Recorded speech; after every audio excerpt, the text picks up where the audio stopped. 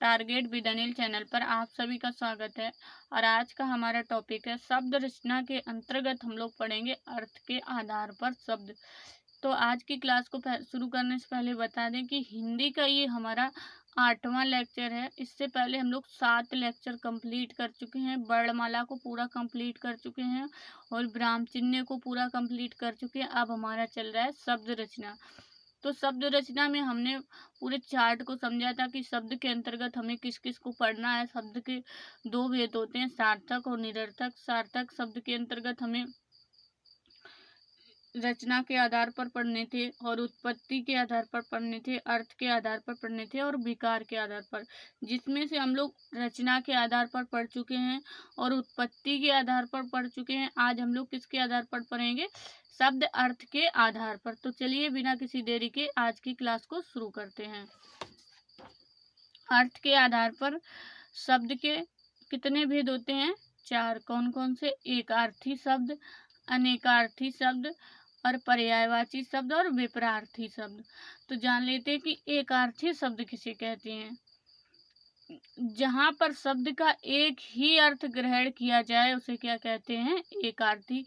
हम लोग सब जानते हैं कि एकार्थी किसे कहते हैं, जिसका एक ही अर्थ हो उसको क्या कहते हैं? एकार्थी। जैसे कि जूता, नदी, आदमी और सड़क। तो इनका क्या एक ही अर्थ है, कोई दूसरा अर्थ नहीं है। फिर भी बहुत सारे स्टूडेंट एकार्थी में भी कंफ्यूज हो जाते हैं। वो लोग ये समझते हैं कि नदी के तो और भी अर्थ होते हैं, जैसे कि नदी का सरिता है। तो ये क्या उसका अर्थ नहीं है, दूसरा अर्थ नहीं है। अर्थ वो उसका पर्यायवाची है। अर्थ तब होता जैसे कि एक शब्द का कोई दूसरा भी अर्थ हो, यानी कि वही शब्द किसी दूसरी वस्तु के लिए भी यूज किया जाए, तब होता है वो दूसरा अर्थ। जैसे नदी शब्द केवल नदी के लिए ही प्रयोग किया गया, यानी कि नदी किसी दूसरे शब्द के लिए प्रयोग नहीं किया गया। यहीं पर अगर हम अनेकार्थी में देखेंगे, अनेकार्थी का मतलब होता है जिन शब्दों के एक से अधिक अर्थ हों, यानी कि जिन शब्दों के एक से अधिक अर्थ ग्रहण किए जाएं उनको क्या कहेंगे? अनेकार्थी। जैसे कि हार, हार का एक तो हार हो गया गले वाला हार, और एक हार वो होती है जैसे हार जीत। तो ये शब्द तो एक ही है, लेकिन अलग अलग जगह पे इस शब्द का अलग अर्थ हो जाएगा। और जैसे कि कनक, कनक शब्द तो एक ही है, लेकिन कनक शब्द के 2 अर्थ होते हैं। कौन कौन से? एक धतूरा होता है और एक सोना होता है। मतलब कि अलग जगह पर ये शब्द अपना रूप परिवर्तित कर लेता है। क्या?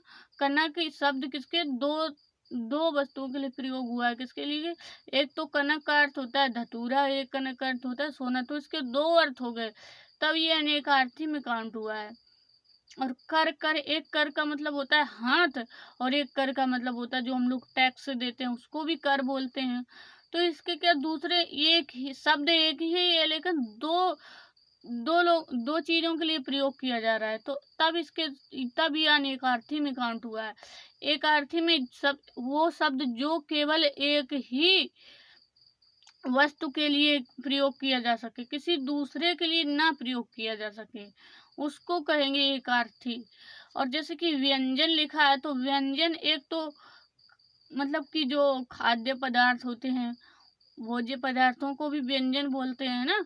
और एक व्यंजन वो स्वर व्यंजन वाला होता है, लेकिन वो स्थिति पे डिपेंड करता है कि कब इसका अर्थ क्या होगा, ये यूज कहाँ किया गया है। तो इन शब्दों के एक से अधिक अर्थ होते हैं। जिन शब्दों के उनको क्या कहते हैं? अनेकार्थी। और जिन शब्दों के एक ही अर्थ होते हैं उनको क्या कहते हैं? एकार्थी। तो उम्मीद करते हैं कि आप लोगों को एकार्थी और अनेकार्थी में बहुत ही अच्छे से अंतर स्पष्ट हो गया होगा। आप कभी भी आप कंफ्यूज नहीं होंगे कि एकार्थी क्या होते हैं और अनेकार्थी क्या होते हैं। और बच्चे किस में कंफ्यूज रहते हैं? अनेकार्थी और पर्यायवाची में। इसमें भी कंफ्यूज नहीं होना है। पर्यायवाची, बिल्कुल पर्यायवाची एक ही शब्द के दूसरे नाम होते हैं, अलग अलग नामों से जाना जाता है एक ही वस्तु को, तो उसको अनेकार्थी कहते हैं। और इसमें क्या होता है? एक ही वस्तु को, एक ही नाम को 2 वस्तुओं के लिए प्रयोग किया जाता है। ये अंतर होता है एकार्थी और पर्यायवाची में। चीज़ों को समझना है, चीज़ें समझ नहीं पाते हैं, वो दिमाग में चलती रहती है, कन्फ्यूजन अपना दूर करो ना कि ये है क्या आखिर। तो जैसे कि एक ही शब्द के अनेक समानार्थी शब्द क्या कहलाते हैं? पर्यायवाची। तो इसमें लिखा है समानार्थी, यानी कि समान अर्थ वाले क्या कहलाते हैं? समानार्थी। जैसे आग, आग को अग्नि भी कहते हैं, पावक भी कहते हैं और अनल भी कहते हैं। तो ये आग के क्या हो गए? पर्यायवाची। आग के दूसरे नाम हैं पर्यायवाची, ये दूसरे नामों को, जैसे एक ही चीज के दूसरे नाम हो क्या पर्यायवाची कहलाएंगे। जैसे कि कोई आपके गांव में या आप ही हो, आपका नाम है चिंटू, आपसे आपको कोई पिंटू कहता है, कोई कुछ कहता है, मामा का दूसरा नाम है, घर पे दूसरा नाम है, स्कूल में दूसरा नाम है। तो हो तो आप ही, लेकिन आपके अनेक नाम हैं, तो ये क्या कहलाएंगे? पर्यायवाची कहलाएंगे। तो इस चीज को पर्यायवाची, अनेकार्थी और पर्यायवाची में अंतर को समझिए। हम जानते हैं कि आपके अंदर क्या क्या सवाल उठते हैं, वो सारे सवाल इस वीडियो में आपके कंप्लीट हो जाएंगे। जो भी कोई भी आप अगर क्वेरी रहती है तो उसको कमेंट बॉक्स में लिख देना, लेकिन जो भी आपके मन में सवाल आएंगे वो सारे सवाल इसमें आपको सवालों का जवाब वीडियो में ही मिल जाएगा। तो हमने जान लिया कि पर्यायवाची किसे कहते हैं, अनेकार्थी किसे कहते हैं और एकार्थी, और अलग अलग समझ भी रहे होंगे आप लोग। अब हम लोग देख लेते हैं विपरार्थी। विपरार्थी यानी विलोम शब्द। इसका तो इसमें तो नहीं कंफ्यूज होते हैं, इसका मतलब होता है उल्टा। जैसे कि आदमी का, आदमी बोला है तो आदमी का विलोम शब्द क्या हो जाएगा? औरत। राजा का प्रजा। इस प्रकार से होते हैं विपरार्थी, यानी कि विपरीत अर्थ वाले क्या कहलाते हैं? विपरार्थी या विलोम शब्द। तो इस तरीके से हम लोगों ने समझ लिया है कि एकार्थी किसे कहते हैं, अनेकार्थी किसे कहते हैं, पर्यायवाची किसे कहते हैं और विपरार्थी किसे कहते हैं। एकार्थी एक अर्थ वाले, अनेकार्थी जिसके एक से अधिक अर्थ हों उसको अनेकार्थी, और एक ही शब्द के अन्य नाम हो तो वो क्या कहलाएंगे? पर्यायवाची, यानी कि समान अर्थ वाले क्या कहलाएंगे? समानार्थी शब्द क्या कहलाएंगे? पर्यायवाची। और विपरार्थी मतलब विपरीत अर्थ वाले, तो वो क्या कहलाएंगे? विलोम शब्द या विपरार्थी शब्द। तो चलिए अब हम लोग आगे बढ़ते हैं, विकार के आधार पर शब्द पढ़ेंगे हम लोग। किसके आधार पर? विकार के आधार पर। विकार के आधार पर शब्द के दो भेद होते हैं, विकारी और अविकारी। जिस प्रकार से हमने पढ़ा था घोष और सघोष, एक घोष और अघोष, और घोष को ही क्या कह रहे थे हम लोग? सघोष। उसमें क्या सा जोड़ दिया, तो उसी प्रकार इसमें भी विकारी को सविकारी भी कहते हैं। इसमें बिल्कुल भी कंफ्यूज होने वाली बात नहीं है।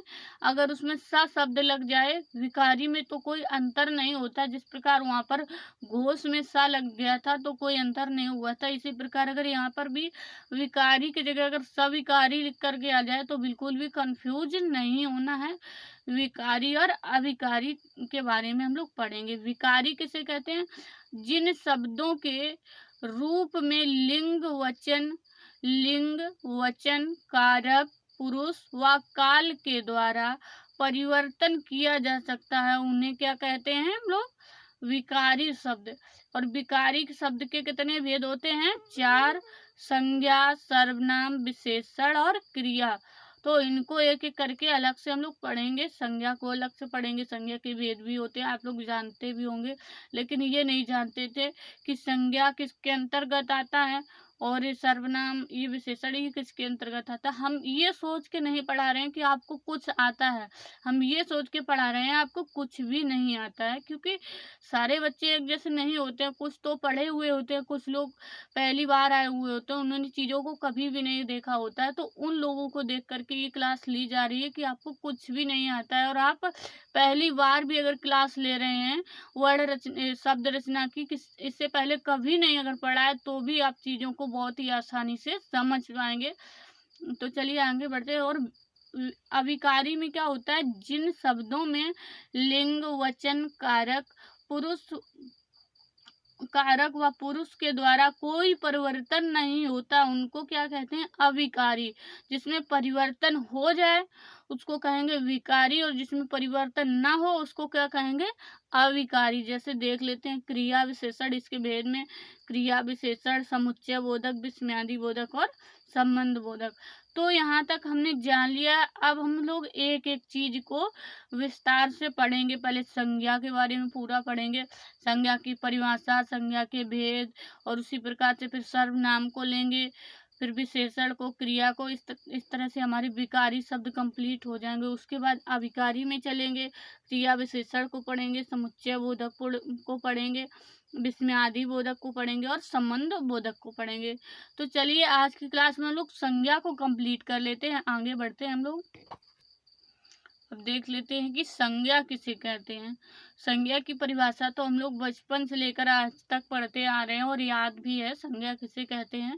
संज्ञा किसी जाति, द्रव्य, गुण, भाव, व्यक्ति, स्थान और क्रिया आदि के नाम को क्या कहेंगे? संज्ञा। यानी कि यहाँ से हमें एक चीज पता चल गई कि नाम को क्या कहते हैं? संज्ञा।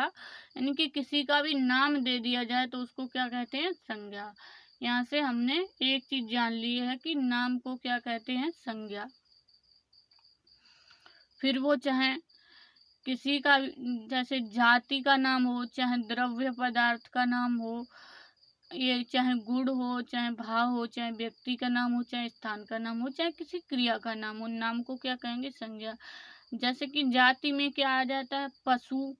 पशु कहा गया, पशु भी तो एक नाम है, लेकिन ये जाति में आ जाएगा, तो ये कैसी संज्ञा। और फिर ये सुंदरता, सुंदरता क्या है? गुण है। तो हमने पढ़ा था कि गुण, तो गुण, सुंदरता क्या है? गुण है। व्यथा क्या है? एक भाव है। मोहन क्या है? एक व्यक्ति का नाम है। नाम तो सारे ही हैं, लेकिन ये भाव को प्रकट कर रहा है, ये गुण को प्रकट कर रहा है और ये जाति को प्रकट कर रहा है। जैसा कि हमने परिभाषा में पढ़ा, उसी प्रकार से ठीक उदाहरण भी देख रहे हैं हम लोग। जैसे कि दिल्ली क्या है? एक स्थान है। मारना क्या है? क्रिया है। क्रिया का नाम आ जाए किसी, तो उसको भी क्या कहेंगे? संज्ञा। तो नाम का मतलब ये नहीं किसी व्यक्ति का ही नाम आए, उसमें चाहे किसका भी नाम आ जाए वो क्या कहलाएगा? संज्ञा। तो अब हम लोग जान लेते हैं कि संज्ञा के कितने भेद होते हैं। तो संज्ञा के 5 भेद होते हैं। कितने भेद होते हैं? 5। कौन कौन से? व्यक्तिवाचक संज्ञा, जातिवाचक संज्ञा, समूहवाचक संज्ञा, द्रव्यवाचक संज्ञा और भाववाचक संज्ञा। तो देख लेते हैं कि व्यक्तिवाचक संज्ञा किसे कहते हैं। जिस शब्द से किसी विशेष व्यक्ति, स्थान अथवा वस्तु के नाम का बोध हो उसे क्या कहते हैं? व्यक्तिवाचक संज्ञा।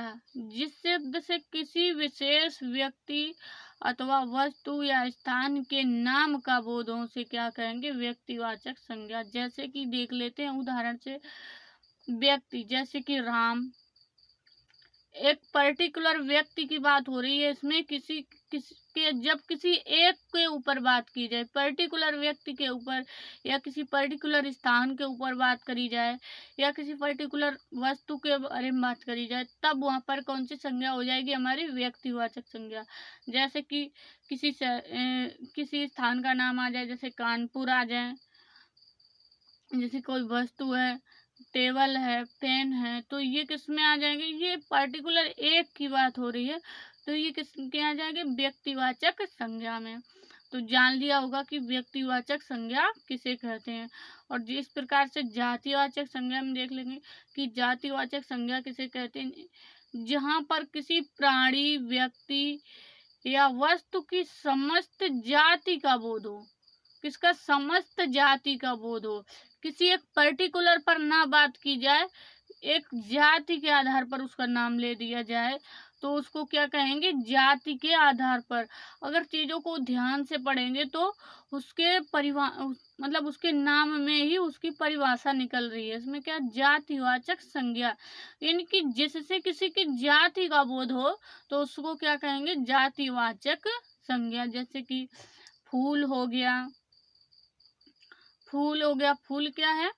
एक मतलब कि एक जाति है। फूल अब कोई भी हो सकता है। फूल के अंतर्गत गुलाब भी हो सकता है, कमल भी हो सकता है, और जैसे कि आप कह दिया मनुष्य, तो मनुष्य तो ठीक है, लेकिन मनुष्य के अंतर्गत किसी का नाम तो नहीं लिया लिया गया। मनुष्य तो एक जाति है। उसी प्रकार पुष्प क्या है, एक जाति है। पुष्प के अंदर किसी पुष्प का पर्टिकुलर अगर नाम ले देता, जैसे कि कह देता गुलाब, तो संज्ञा चेंज हो गई थी। यहाँ पर गुलाब कह दे तो व्यक्तिवाचक में पहुंच जाएगा ना। और अगर यहीं पर कह दे ये फूल है, तो फूल किस में जाएगा, फूल हमारा चला जाएगा जातिवाचक संज्ञा में, क्योंकि वहां पर किसी का पर्टिकुलर नाम नहीं लिया गया, इसीलिए वो उसमें जाति के माध्यम से उसको दर्शा दिया गया है कि ये पुष्प है। तो हमारा किस में चला गया है, ये जातिवाचक में। अच्छे तरीके से चीजें आपको समझ में आ रही होंगी। और जैसे कि मनुष्य कह दिया, मनुष्य क्या है, मनुष्य एक पर्टिकुलर व्यक्ति का नाम तो है नहीं, लेकिन एक जाति है। क्या है, एक जाति है। जाति से हमें पता चल गया ये मनुष्य है। लेकिन अब मनुष्य में कोई भी हो सकता है, राम भी हो सकता है, श्याम भी हो सकता है, सोहन भी हो सकता है, मोहन भी हो सकता है, कोई भी हो सकता है। तो इससे क्या हमें एक पता चल रही है कि जाति से मनुष्य तो बोल दिया, लेकिन अगर किसी का पर्टिकुलर नाम ले दे, जैसे कि यहाँ पर मनुष्य की ये कह दे कि यह एक मनुष्य है, तो मनुष्य क्या हो गया, हमारी जातिवाचक संज्ञा होगी। अगर यहाँ पर राम, मनुष्य की जगह राम शब्द यूज कर दे या किसी का पर्टिकुलर नेम ले दे, तो उसको क्या कहेंगे, व्यक्तिवाचक संज्ञा। क्या कहेंगे, व्यक्तिवाचक संज्ञा। तो आप लोग बहुत ही अच्छे से समझ रहे होंगे कि जातिवाचक और व्यक्तिवाचक में क्या अंतर होता है। अब देख लेते हैं कि समूहवाचक संज्ञा किसे कहते हैं। समूहवाचक में क्या होता है, जिस शब्द से किसी व्यक्ति या वस्तु के किसी समूह का बोध हो, किसका, किसी समूह का बोध हो, तो उसको क्या कहते हैं, समूहवाचक संज्ञा।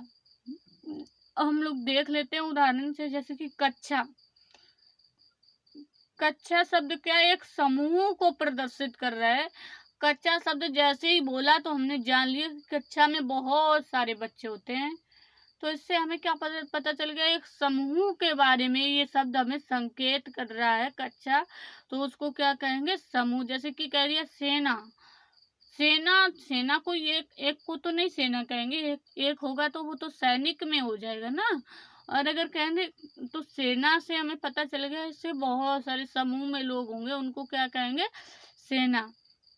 और जैसे कि भीड़, तो भीड़ शब्द से ही हमें पता चल गया कि वहां पर बहुत सारे लोगों की भीड़ होगी, एक समूह होगा लोगों का, उसको कहेंगे भीड़। तो हमें चीजें समझ में आ रही हैं कि अंतर क्या है आखिर। तो उसको क्या कहेंगे, समूह। समूह का मतलब होता है जहाँ एक से अधिक लोग इकट्ठा होते हैं, उसी को तो समूह कहते हैं। वो लोगों का भी समूह हो सकता है, और भी चीजों का समूह हो सकता है, जरूरी नहीं लोग ही इकट्ठे हों उसको ही समूह कहेंगे। और भी चीजें हो सकती हैं एक साथ, उनको भी समूह में कहेंगे। तो समूहवाचक संज्ञा भी बहुत ही अच्छे से आप लोगों को समझ में आ गई होगी। तो चलिए आगे बढ़ते हैं। अब देख लेते हैं द्रव्यवाचक संज्ञा किसे कहते हैं। द्रव्यवाचक संज्ञा, ये ना समझ ले वो द्रव पदार्थ होता है, वो अलग है। ये द्रव्यवाचक संज्ञा का मतलब यहाँ पे ये द्रव्य लिखा है, जिसको नापा तौला जा सके उसको क्या कहते हैं, द्रव्यवाचक संज्ञा। यानी कि जिस शब्द से किसी द्रव का बोध हो, किसका, किसी द्रव्य का बोध हो।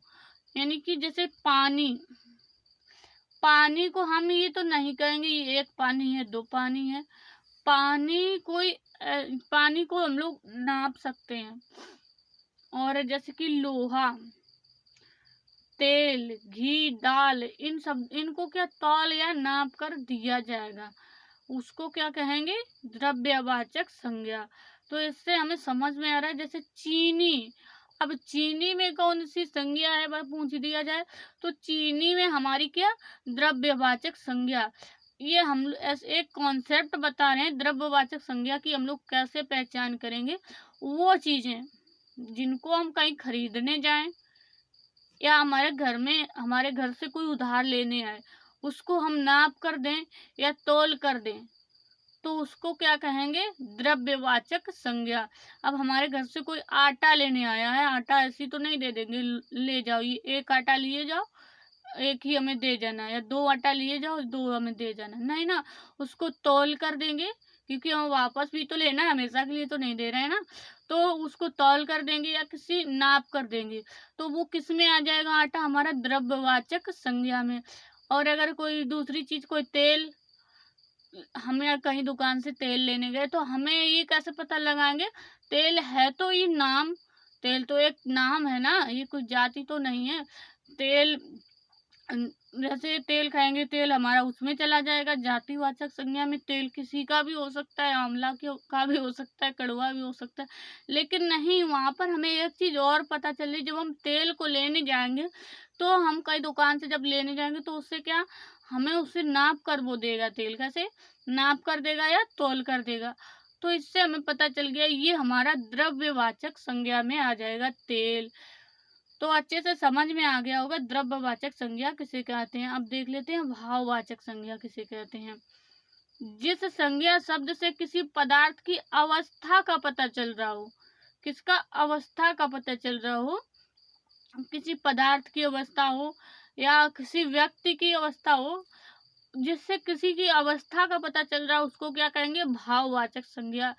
यानी कि भाववाचक संज्ञा में वो आएंगे नाम, जिन वो चीजें आएंगी जिनको ना छुआ जा सकता है, ना देखा जा सकता है, वो केवल फील किया जा सकता है, उनको समझा जा सकता है कि ऐसा है। ऐसी चीजें आएंगी किसमें, भाववाचक संज्ञा में। जैसे गुण, दोष, भाव या दशा, धर्म आदि का बोध हो तो वो किसमें आ जाएंगे, भाववाचक संज्ञा में। जैसे कि बुढ़ापा, मोटापा, अच्छाई, थकावट। क्या बुढ़ापा को किसी ने देखा है कैसा होता है? नहीं देखा है, नहीं, वो एक अवस्था है। बुढ़ापा क्या एक अवस्था है। मोटापा, और मोटापा कोई चीज है क्या? हमने फील किया है कि ये व्यक्ति मोटा हो गया है, तो उसको क्या कह दिए, इसके ऊपर क्या, मोटापा आ गया। अच्छाई को किसी ने देखा है कैसी होती है, उसके गुणों से हमें पता चल गया है इसके अंदर क्या अच्छाइयाँ हैं। और थकावट, थकावट को भी हमने कभी भी देखा नहीं है, महसूस किया है जिन चीजों को, तो वो किस में आ जाएंगी, अच्छाई बुराई में।